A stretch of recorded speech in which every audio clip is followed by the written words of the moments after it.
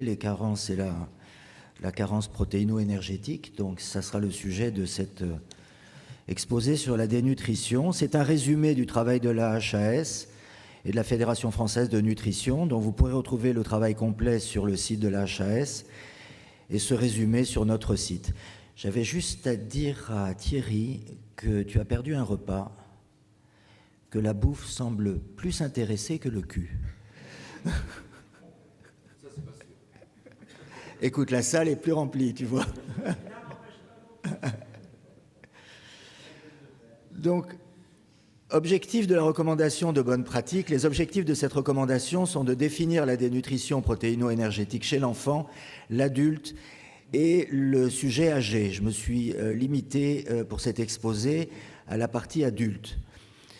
Définir les critères permettant de diagnostiquer une dénutrition protéino-énergétique chez l'enfant et l'adulte de moins de 70 ans et améliorer le diagnostic de la dénutrition à l'aide d'outils adaptés. La prise en charge des patients dénutris ne rentre pas dans le champ de ces recommandations. Ces recommandations visent à répondre aux questions suivantes. Quelle est la définition de la dénutrition protéino-énergétique? Quels sont les outils diagnostiques des états de dénutrition? Quels sont les critères permettant de retenir le diagnostic de dénutrition? Quels sont les critères permettant de retenir le diagnostic de dénutrition sévère, par opposition à la dénutrition modérée? Quelles sont les méthodes de réévaluation de l'état nutritionnel au cours de l'hospitalisation ou et en ambulatoire?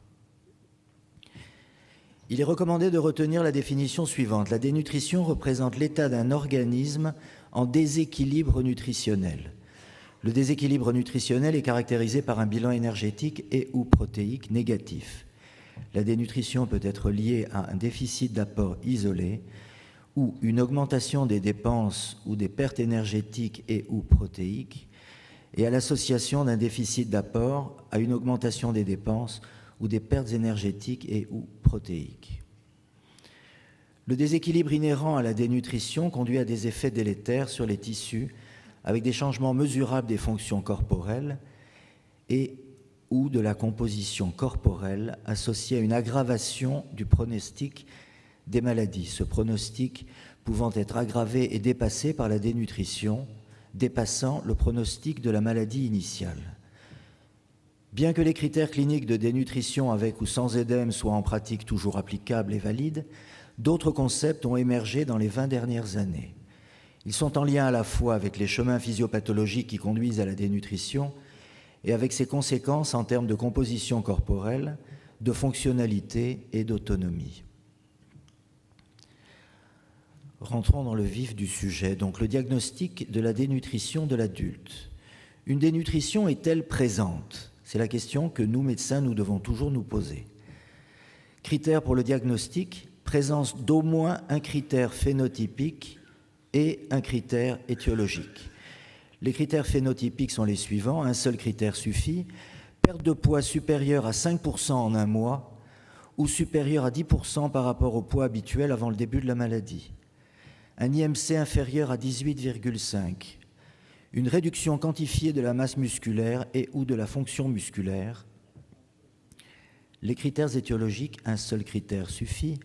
Réduction de la prise alimentaire supérieure à 50% pendant plus d'une semaine ou toute réduction des apports pendant plus de 2 semaines par rapport à la consommation alimentaire habituelle quantifiée ou aux besoins protéino-énergétiques estimés du patient.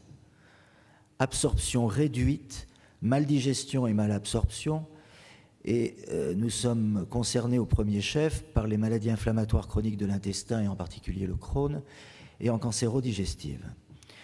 Et bien sûr les situations d'agression, hypercatabolisme protéique avec ou sans syndrome inflammatoire, pathologie aiguë ou pathologie chronique évolutive ou pathologie maligne évolutive.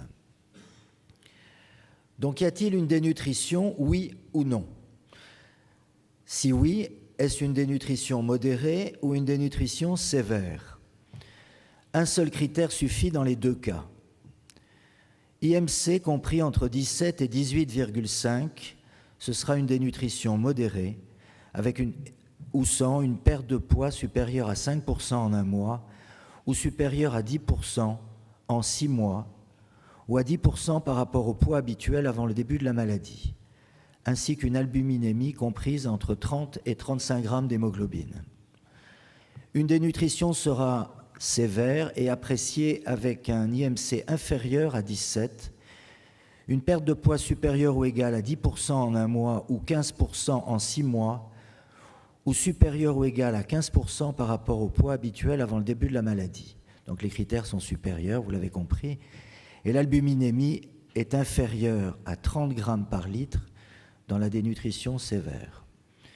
Bien sûr, s'il n'y a pas de dénutrition, en ambulatoire, on réévalue à chaque consultation, en particulier chez les patients fragiles. On en parlait hier avec Guillaume, comme les maladies inflammatoires chroniques de l'intestin. Et a fortiori, en cas d'hospitalisation, en MCO, la réévaluation une fois par semaine, et en nécessaire, la réévaluation toutes les 2 semaines. Pour ceux qui travaillent dans des clans, je vous invite à respecter ce calendrier. Un seul critère de dénutrition sévère prime sur un ou plusieurs critères de dénutrition modérée. Et un point important, l'albuminémie, on avait des résultats extrêmement aléatoires en fonction des techniques de mesure des laboratoires, et on a convenu que cette albuminémie devait être mesurée par néphélémétrie ou turbidimétrie. Si nous ne savons pas trop de quoi il s'agit, les médecins biologistes savent parfaitement de quoi il s'agit, et cela impose un petit investissement de leur laboratoire.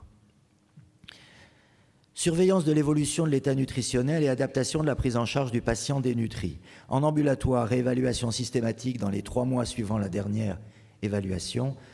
En cas d'hospitalisation, réévaluation au moins une fois par semaine.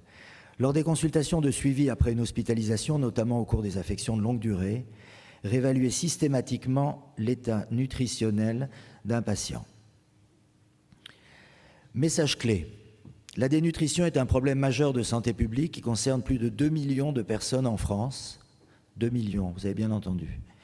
Le diagnostic de dénutrition est exclusivement clinique. Il repose sur l'association d'un critère phénotypique et d'un critère étiologique chez l'enfant comme chez l'adulte. L'albuminémie n'est pas un critère diagnostique, elle est un critère de sévérité de la dénutrition. Le poids doit être mesuré à chaque consultation et ou hospitalisation est renseigné dans le dossier médical. Un IMC normal ou élevé n'exclut pas la possibilité d'une dénutrition. Une personne en surpoids ou obèse peut parfaitement être dénutrie, c'est le concept de sarcopénie, que nous voyons régulièrement dans les clans d'ailleurs. Depuis avril 2018, de nouvelles courbes d'IMC pour les enfants s'appliquent au diagnostic de la dénutrition. Je ne les aborde pas, en plus Patrick les connaît mieux que moi. Le seuil d'IMC pour le diagnostic de dénutrition chez la personne âgée reste pour l'instant à 21, conformément aux recommandations de 2007, qui seront prochainement révisées.